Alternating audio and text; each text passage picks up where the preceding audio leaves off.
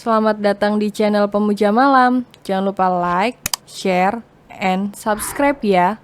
Terima kasih. Chapter 37, Kesalahpahaman Membawa Berkah.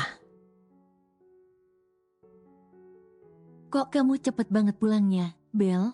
Nanti aja, kita makan malam dulu sama-sama. Ajak Nanda pada Belinda yang baru saja berpamitan hendak pulang. Iya, Bel, kita makan dulu aja, yuk. Ajak Mentari juga. Maaf Bu, bukannya nggak mau. Tapi saya harus segera ke rumah sakit menjaga ibu saya. Mungkin lain kali saja, Bu. Tolak Belinda sopan. Ya udah kalau gitu, tapi pulangnya minta anterin sopir aja gimana?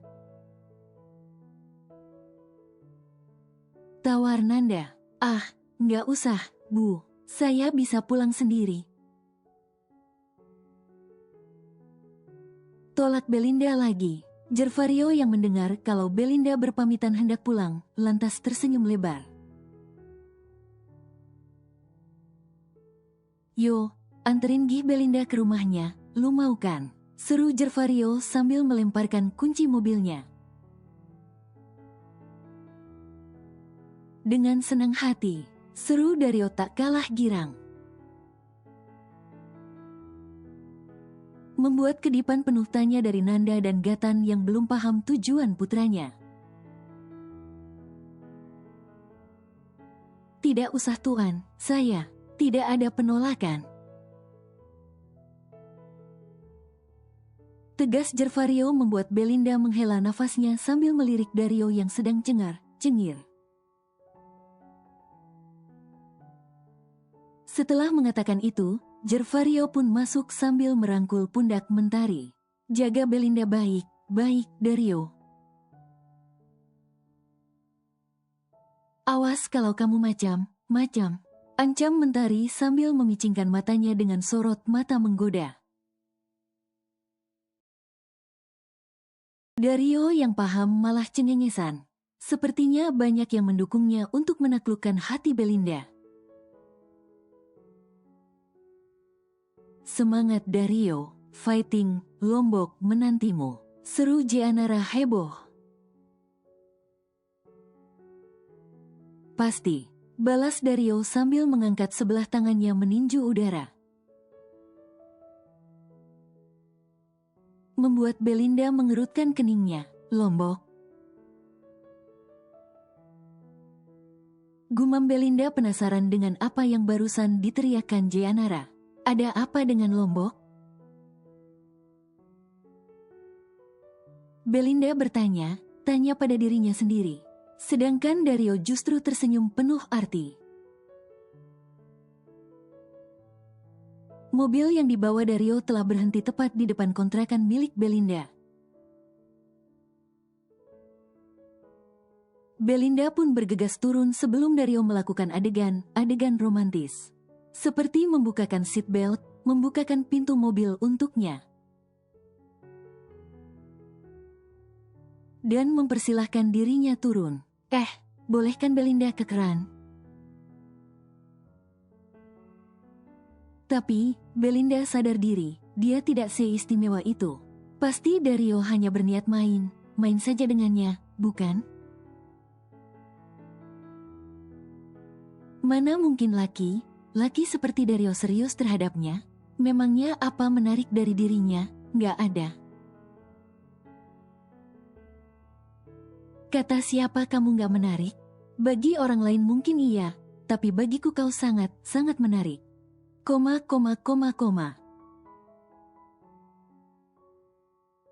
Tiba Dario telah berdiri di sisinya yang baru saja turun dari dalam mobil. Gadis itu sampai tersentak dan mundur mendadak sehingga punggungnya menabrak pinggiran mobil. Kau, kenapa bisa ngomong gitu?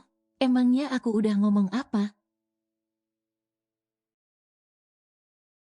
Tanya Belinda gelagapan. Aku tahu, Kamu pasti berpikir mana mungkin aku tertarik padamu kan? Terus apa yang menarik dari dirimu kan?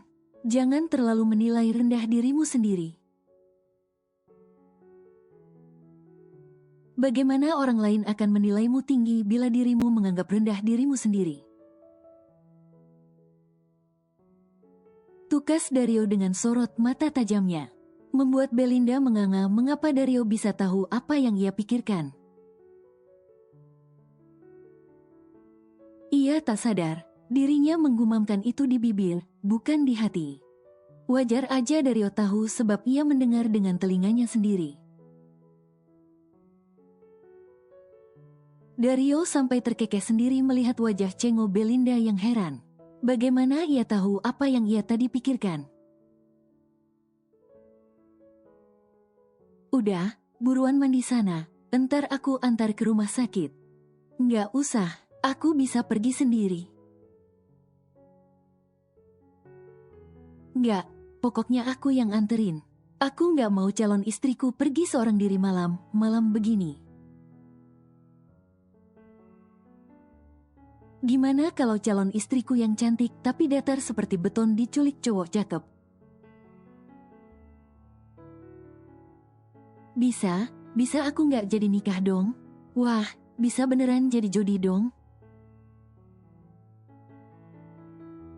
Terus nggak jadi ke Lombok juga? Ah, no, itu nggak boleh terjadi. Aku bukan hanya nggak sabar jadiin kamu istri, tapi juga udah nggak sabar jadi menantu ibu dan kasih cucu buat ibu. Sama emak bapakku juga tentunya. Cerocos Dario tanpa jeda membuat Belinda menghela nafasnya. Ampun dah, bawel banget nih cowok. Belinda tidak mengerti, mengapa ada laki sebawel ini. Apa itu karena Dario memang benar jodohnya ya? Dirinya yang pendiam, dingin, datar, no bawel. Tentu bila menikah dengan orang yang juga sama seperti dirinya. Bagaimana rumah tangganya? Bisa rumah jadi seperti kuburan karena sepi, senyap, tanpa obrolan absurd. Sebab tanpa Belinda sadari kehadiran Dario cukup memberi warna dalam kehidupannya. Bahkan hanya Dario yang benar berani mendekatinya. Sifatnya yang introvert membuat semua orang enggan berdekatan dengannya. Wajah dinginnya membuat dirinya dinilai cewek galak, sehingga tak ada seorang pria pun yang berani mendekatinya dengan tujuan PDKT. Walaupun itu memang tujuannya sih memasang wajah datar dan dingin. Pantaskah ia memberikan kepercayaan pada sosok seperti Dario? Tanpa banyak bicara, Belinda segera masuk ke dalam rumah dan menutup pintunya tanpa mengunci. Dario yang paham alasannya pun segera duduk di lantai teras yang dingin. Sebab di sana tak ada sebuah kursi pun untuk ia duduki. Namun, tiba terdengar suara benda jatuh. Bersamaan dengan padamnya lampu di area itu membuat Dario sontak berdiri. Keadaan benar gelap dan lagi terdengar suara benda jatuh. Yang sepertinya terbuat dari kaca disertai pekikan kecil suara Belinda.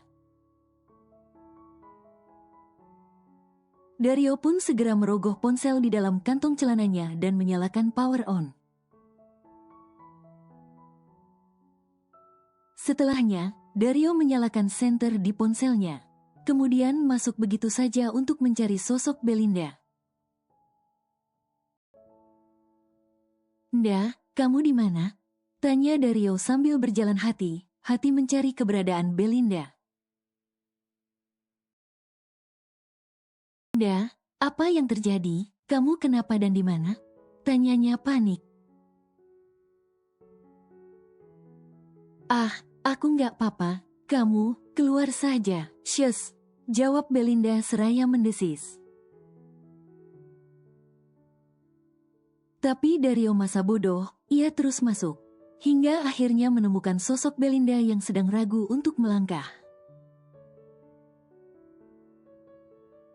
Dario pun menyenter ke arah lantai yang ternyata dipenuhi serpihan pecahan gelas. Tadi lantainya entah kenapa licin jadi aku terpeleset. Pas mau berdiri, karena gelap, aku salah berpegangan. Malah pegang gelas yang akhirnya jatuh terus pecah.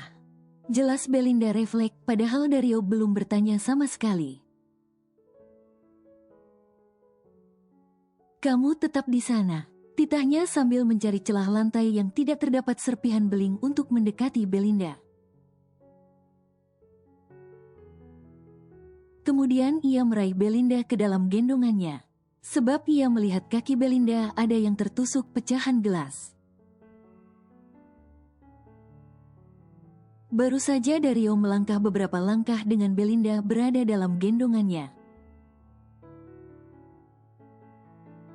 Tiba saja lampu menyala, dan yang lebih mengejutkan, sudah ada beberapa orang berdiri di ambang pintu rumah kontrakan yang terbilang kecil itu. Jarak ruang tamu ke dapur yang hanya beberapa meter tanpa pembatas apa-apa, membuat semua orang melihat apa yang terjadi di dalam sana. Jelas saja, Belinda dan Dario kebingungan. Apalagi beberapa laki itu menatap mereka dengan pandangan yang aneh. Kalian mau buat mesyum di sini? Ternyata benar kata Bu Suminten. Perempuan ini suka berbuat mesyum di rumahnya. Desis salah seorang dari mereka membuat Belinda dan Dario membulatkan matanya. Apa yang kalian katakan? Apa yang kalian lihat tidak seperti yang kalian pikirkan? Sergah Dario kesal saat mendengar salah seorang pria yang usianya sedikit lebih tua darinya itu menuduh yang tidak pada Belinda. Dengan acuh, Dario lantas mendudukkan Belinda di lantai sambil bersandar ke dinding. Benar apa yang dikatakan Dario, sebab kami memang tidak melakukan apa seperti yang kalian tuduhkan.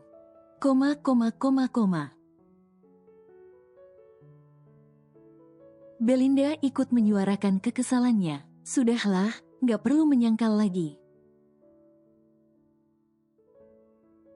Pak RT lihat kan, apa yang barusan mereka lakukan. Apalagi kalau mereka mau berbuat mesyum di sini.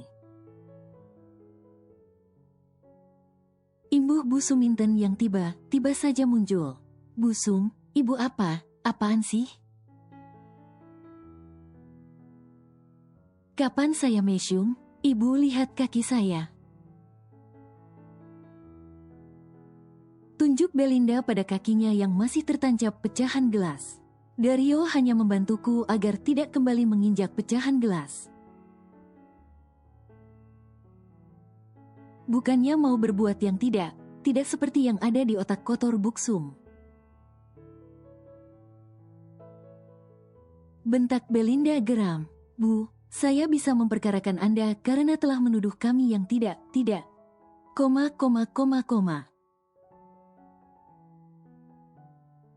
Sentak Dario dengan rahang mengeras.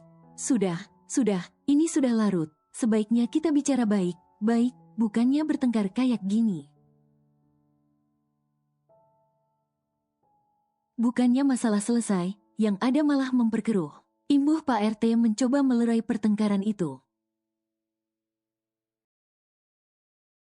Apanya yang mau dibicarakan baik Pak? Bila kalian tiba datang dan menuduh seenaknya. Mending kita langsung ke kantor polisi aja, seru Dario dengan suara meninggi. Udah nak, maaf kalau kami sudah salah menuduh. Sebaiknya tenangkan diri Anda lalu kita cari jalan tengah saja. Nggak perlu sampai ke kantor polisi. Pak RT kembali mencoba menengahi.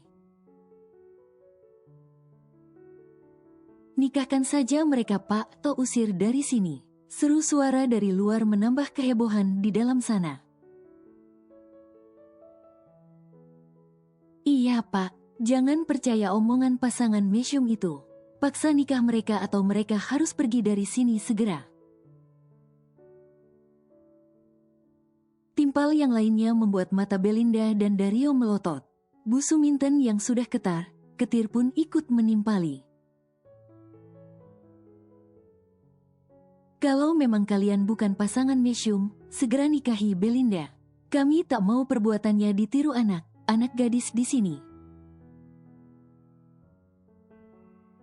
Kok bawa laki ke rumah malam gini?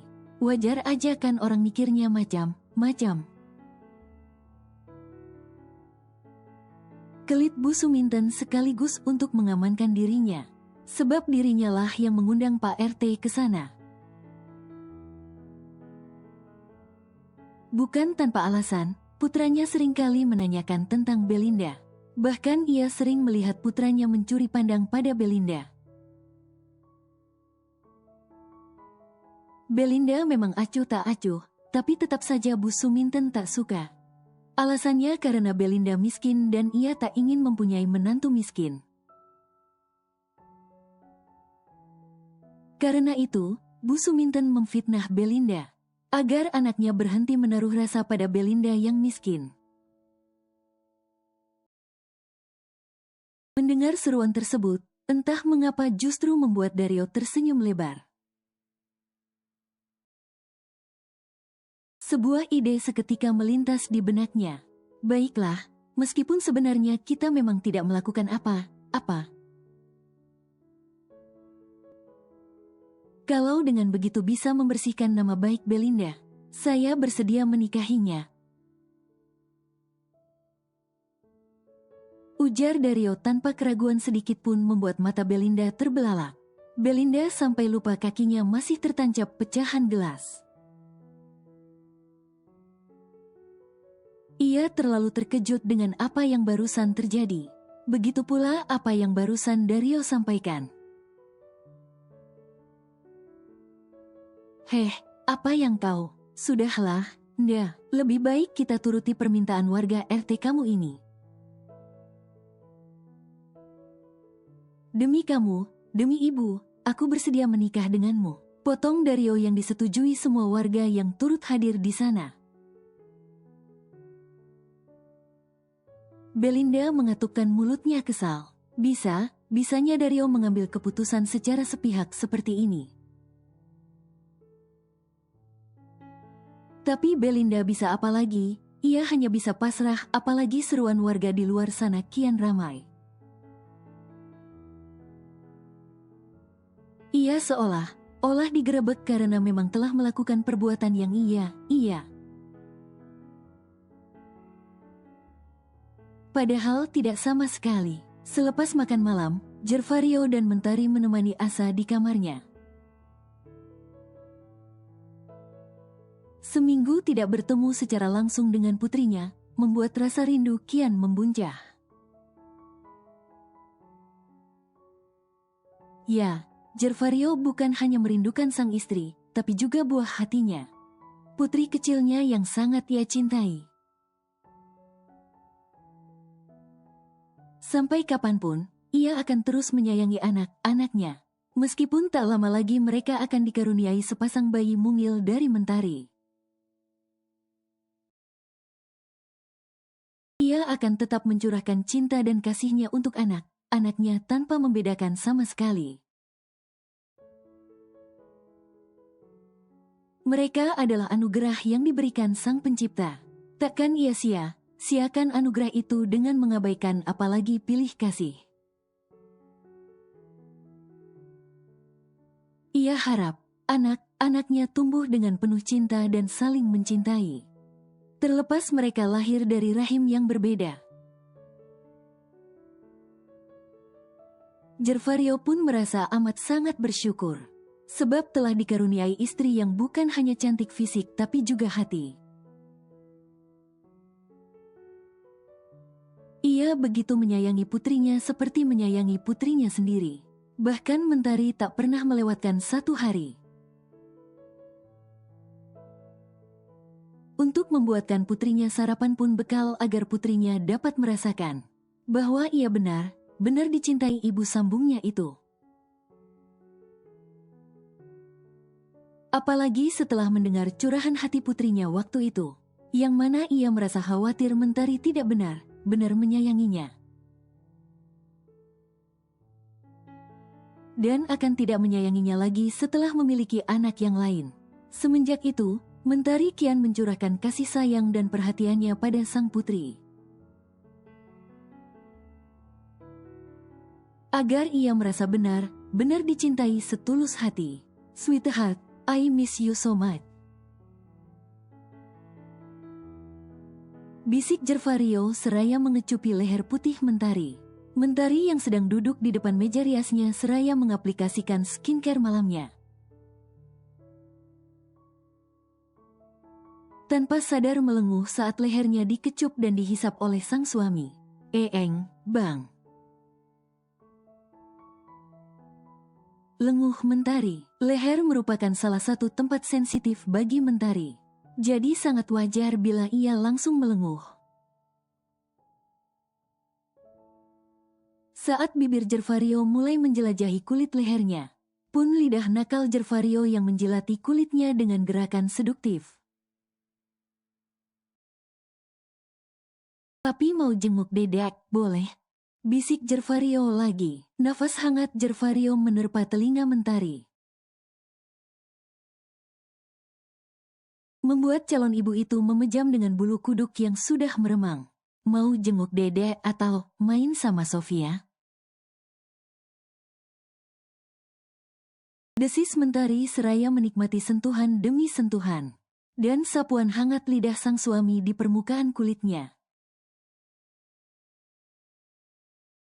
Gervario terkekeh kemudian mengecup pipi Mentari gemas. Kalau bisa duanya, kenapa tidak? Istilahnya, buy one get dua,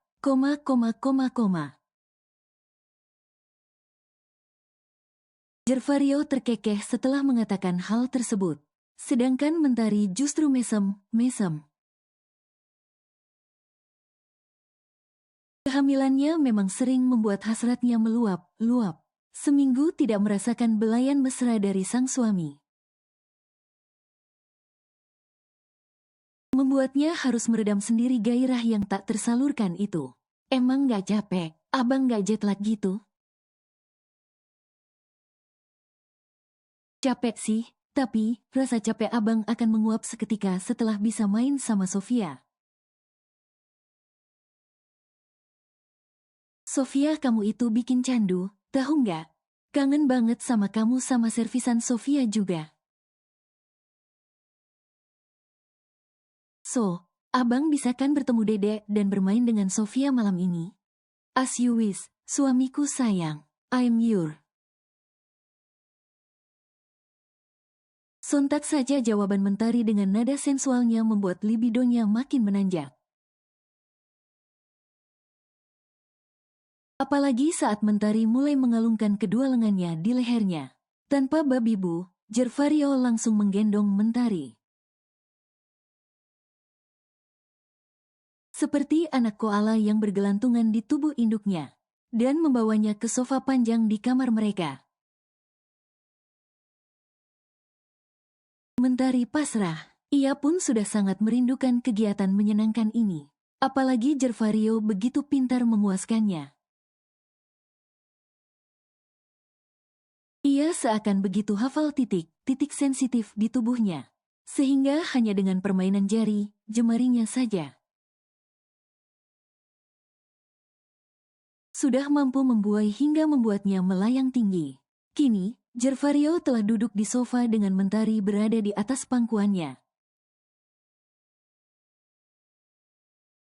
Gervario mulai menyapukan bibirnya di atas bibir Mentari yang sudah menjadi candunya. Semenjak pertama kali mereka berciuman, tangan Gervario tak mau diam, ia pun ikut bergerak, menjelajahi setiap inci kulit sang istri. Memperlakukannya bak ratu, membuainya dengan begitu lembut hingga menimbulkan candu. Perlahan, permainan kian memanas. Bahkan kini keduanya telah nyaris tanpa busana. Telilit-telilit. Bang, itu suara dering HP abang. Lirih mentari yang sudah dikuasai kabut gairah. Tapi nalarnya masih bekerja. Telinganya pun masih bisa mendengar dengan jelas dering ponsel yang memekakkan telinga itu membahana. Nanti saja kita tuntaskan dulu permainan kita. Jawab Gervario dengan nafas terengah. Suara dering ponsel berhenti, menyisakan suara tubrukan kulit dan erangan yang saling bersahutan-sahutan. Telilit-telilit. Bang, kayaknya penting banget itu sampai telepon lagi. Lirih mentari dengan nafas tersengal. Abaikan saja, ini waktunya kita quality time, sweetheart. Telilit-telilit. Ark, sial, siapa sih ganggu aja? Desis Gervario seraya memejamkan matanya. Namun ia tetap berusaha menikmati kehangatan dan kenyamanan serta rasa luar biasa di bawah sana. Telilit-telilit. Bang. Lirih mentari dengan nafas memburu. Sebentar sweetheart, sebentar lagi, abang akan segera sampai. Desahnya bersamaan saat mereka telah sampai ke puncak. Nafas keduanya tersengal, dering telah berhenti beberapa detik yang lalu. Onca again? Baru saja Gervario berniat menambah ronde kedua. Dering ponselnya lagi terdengar nyaring membuat Gervario menggeram. Dahi Gervario mengerut saat membaca nama pemanggil di layar ponselnya. Kenapa bang? Siapa yang telepon sampai berkali-kali gitu? Koma.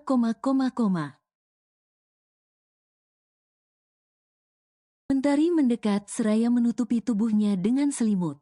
Dario. Jawab Gervario singkat. Awas aja kalau telepon untuk hal yang gak penting. Aku kirim ke puncak Jayawijaya dia, biar tahu rasa. Desis Gervario kesal sebab telah mengganggu kegiatan skidiplup-lup dirinya dengan sang istri. Mentari terkekeh mendengar omelan sang suami, namun ia tetap tak beranjak. Ia pun penasaran dengan apa yang ingin disampaikan Dario pada suaminya. Apa lu malam telepon? Udah bosan hidup lu? Atau udah bosan kerja sama gue? Bilang aja kalau udah bosan. Sadar gak sih lu? Lu udah ganggu waktu skidiplup-lup gue. Tahu nggak? Sentak Gervario kesal sesaat setelah panggilan Dario ia angkat. Dario terkejut hingga berjengit kaget saat mendengar suara melengking Gervario padanya. Dario menghela nafasnya sebelum mengatakan hal yang ingin ia sampaikan. Bro, besok bisa bantu jadi saksi pernikahan gue sama Belinda nggak? Gue sama Belinda digerebek warga dan dipaksa kawin. Nikah. Sentak seseorang dari belakang telepon. Gervario dan Mentari sadar itu merupakan suara Belinda sebab panggilan itu mereka loudspeaker. Apa? Coba ulangi lagi. Kalian apa tadi? Digerebek? Astaga Dario, lu malu. maluin gue aja tahu nggak? Kalau lu udah nggak sabar skidiplup-plup sama Belinda. Kenapa nggak ajak nikah aja dulu? Lu tahu kan nggak boleh kawin sebelum nikah. Cetus Gervario kesal. Justru itu bro, lu mau kan jadi saksi? Biar halalan bin Toyiban gue skidiplup-plup sama si Belinda. Besok siang gue tunggu di rumah sakit Pelita Ruang Mawar nomor 103 jam 10. Awas nggak datang, gue santet lu. Jawab Dario sekenanya membuat Belinda yang berdiri di belakangnya langsung menjewer telinga Dario. Sementara itu, di kediaman Cokro Aminoto kini tampak heboh. Gervario segera mengabari hal ini pada keluarga besarnya. Kebetulan Jeanara dan Abdi sedang menginap di sana dan masih tampak berbincang di ruang tamu. Jadi Gervario langsung saja menceritakan apa yang baru saja disampaikan Dario. Jeanara terkekeh. Kayaknya dia udah nggak sabar mau honeymoon ke Lombok tuh. Jer, jangan lupa siapin hadiah spesial buat dia ya. Kalau gue, udah siap nih, trip sekaligus honeymoon ke Lombok selama 1 minggu full. Paket lengkap, full service juga. Lu harus lebih spesial lagi tentunya. Secara, dia bukan sekedar aspri, tapi juga sohib setia lu. Gervario menggelengkan kepalanya, masalah hadiah, gampang menurutnya. Justru ia masih penasaran dengan cerita dari Dario. Ia sangat tahu, sahabat sekaligus asisten pribadinya itu tak mungkin melakukan sesuatu yang dilarang. Jadi ia kembali menghubungi Dario. Kemudian Dario pun mulai menceritakan kronologis kejadian sebenarnya. Membuat Gervario dan Mentari bernafas lega. Jodoh nggak kemana. Gumam Mentari turut berbahagia karena Belinda akan segera menikah dengan Dario. Meskipun ia tahu Belinda belum memiliki rasa pada Dario, tapi ia tahu pasti Dario tulus mencintai Belinda. Ia harap Dario dapat membahagiakan Belinda. Sedikit banyak, ia tahu mengenai Belinda. Pagi ini rumah sakit tampak lebih ramai dari biasanya. Bukan karena banyaknya pasien yang masuk, tapi karena akan diadakannya pernikahan di salah satu ruangan pasien. Siapa lagi kalau bukan pernikahan Belinda dan Dario? Ya, mereka akan melangsungkan akad nikah di ruang rawat Ibu Belinda. Semenjak mereka diminta untuk segera menikah. Maka mulai malam itu pula Dario melakukan segala persiapan. Entah berkah atau musibah, tapi yang pasti Dario merasa sangat bahagia. Ia seakan mendapat jackpot super besar. Dario yang nyaris putus asa ingin mendekati Belinda tapi tak kunjung mendapatkan lampu hijau.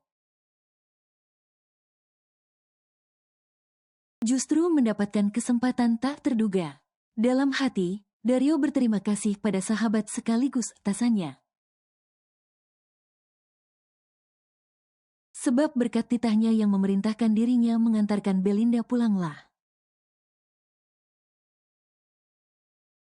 Ia sampai bisa mendapatkan kesempatan emas untuk mendapatkan Belinda. Bahkan ia akan langsung menikahinya. Tanpa perlu pusing memikirkan bagaimana cara meluluhkan hati dan melamarnya. Rasanya kali ini Dario bukan hanya mendapatkan durian runtuh, tapi hujan emas. Senangnya calon pengantin. Dario juga sudah menemui kedua orang tuanya dan menceritakan kronologisnya. Orang tuanya tentu saja menyambut bahagia kabar tak terduga tersebut. Mereka yang sudah lama menantikan putra sulungnya itu menikah. Tentu saja menyambut antusias niat sang putra. Dario terdiri dari 4 orang saudara. Dia merupakan si sulung sekaligus putra satu-satunya. Sedangkan ketiga adik perempuan Dario yang lainnya telah menikah dan ikut suami masing-masing. Orang tua Dario sempat berpikir putranya tersebut memiliki kelainan seksual. Tapi nyatanya dugaan mereka salah. Hal ini terbukti kalau ternyata putranya tengah mendekati seorang gadis. Dan kini justru mereka dipaksa menikah karena kesalahpahaman warga. Menurut mereka, ini adalah kesalahpahaman membawa berkah.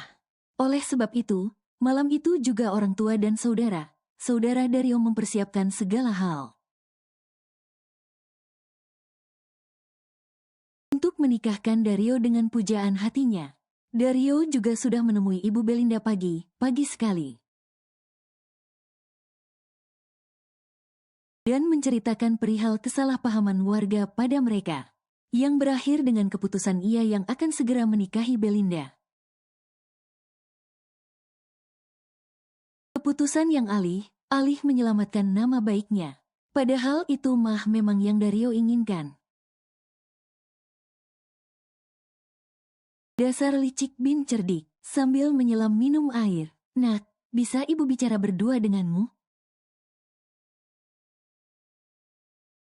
Tanya Ibu Belinda pada putrinya.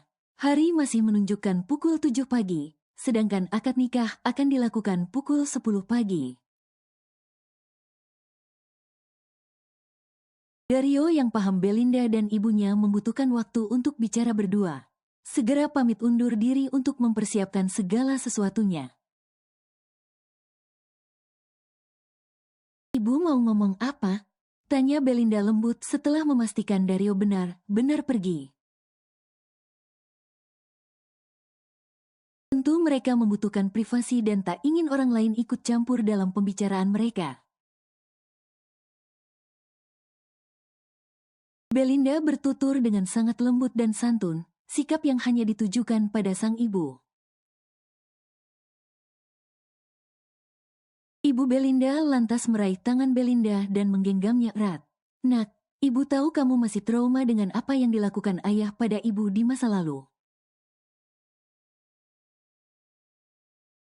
Tapi kamu tidak boleh terkurung dalam dendam masa lalu. Percayalah, tidak semua laki seperti ayahmu, nak. Dan ibu yakin, Dario benar menyayangi kamu. Ibu juga percaya, dia bisa membahagiakan kamu. Bukalah hatimu untuknya, nak. Ibu Belinda mencoba menasihati putrinya agar mau membuka hatinya untuk Dario. Meskipun ia baru mengenal sosok Dario, entah mengapa, ia yakin dan percaya. Dario mampu menghapuskan kenangan buruk yang terpatri di benak Belinda, memberikan kebahagiaan, cinta, dan kasih sayang serta perhatian yang telah lama hilang dari dalam hidupnya. Bisakah Belinda mempercayai? Bu, Belinda takut.